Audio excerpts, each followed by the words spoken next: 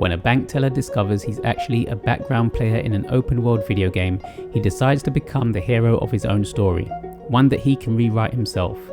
In a world where there's no limits, he's determined to save the day his way before it's too late, and maybe find a little romance on the way. Directed by Sean Levy, Free Guy stars Ryan Reynolds as the main character Guy, Jodie Comer, Joe Keery, who fans of Stranger Things will no doubt recognise, Little Ray Howery, and Taika Waititi as the villainous Antoine. I didn't really know what to expect from this movie, but from the trailers, Free Guy looked like a fun time all around, and that's exactly what I got. This movie is hilarious, filled with a great cast, and probably the most fun I've had with a movie in a very long time. From the very beginning, you're introduced to Guy's world, and if you're familiar with the Lego movie, you'd feel like you're watching a live action version of it, because Free Guy gives off very strong vibes of the Lego movie. But it's great because it does it in its own way.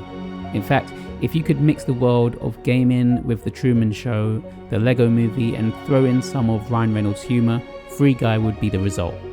From the beginning, you're put straight into the world of Free City and introduced to Guy's life, his friends, his routines, and much like with The Matrix or the Lego movie, something out of the ordinary happens and Guy has to make a decision of whether he wants to continue living his same life or change things to find out who he really is. Much like Lego's Emmett, it's the naivety of Guy's character that makes everything he does so much more funnier and makes you want him to succeed even more. The cast all work well together, and there are a few cameos in here too. Taika Waititi plays a great egotistical tech CEO who isn't afraid to step all over everyone around him, but I think one of my favourite characters is played by Channing Tatum, who is genuinely hilarious in this movie.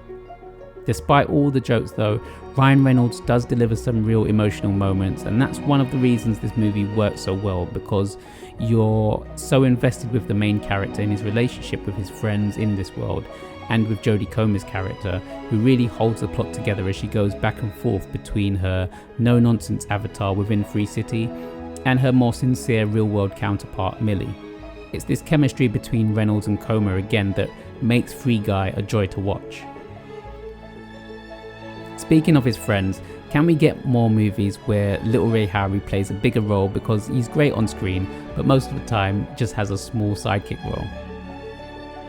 If I had to pick one thing that disappointed me about this movie, it's that as this world is built around gaming, they obviously brought in real gamers and streamers from Twitch and YouTube to be a part of it.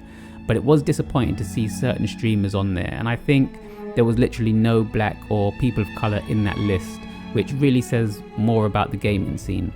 But that would be my biggest gripe, because I really enjoyed this movie.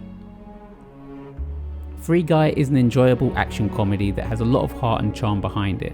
The cameos will make you smile, there's tons of gaming Easter eggs, and even some Disney licensing comes into play in a great way, in a sort of just in case you forgot, Disney Now and Fox sort of way. If you're looking for something to watch that will make you feel good by the end, something you don't have to overthink, just sit back and enjoy, then I can't recommend Free Guy enough. Free Guy is out in the cinemas now and will be available later this year on Disney+. Have you seen Free Guy? What did you think? Let me know and I'll catch you next time.